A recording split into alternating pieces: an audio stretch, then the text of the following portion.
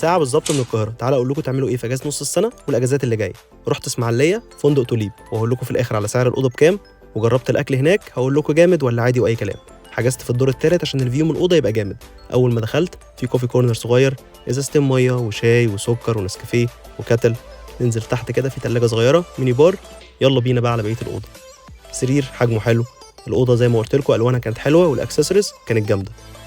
تلفزيون سمارت، دولاب كبير، ارفف، شماعات، خزنه صغيره. يلا بينا بقى على اهم حاجه في الاوضه بالنسبه لي، الحمام. ما كانش كبير بس تقريبا فيه كل حاجه انا عايزها. نخش بقى على الفيو الجامد ده. الالوان الصراحه الاخضر مع السما مع الشمس كل حاجه كانت جامده. نزلت بقى عشان اتمشى في الجو الحلو ده. البول كان جامد مع الشمس، تمشيه على البحر كانت حلوه. نخش بقى على الاكل، يلا بينا. المطعم كان كبير والقعده كانت جامده. اوبشنز الاكل بقى ما كانتش كتيره قوي. شوف بقى هتعمل منشن لمين وتسافروا وتقضوا اجازه جامده زي كده. سعر الاوضه بقى بالفطار بالعشاء بالفيو الجامد ده 2650.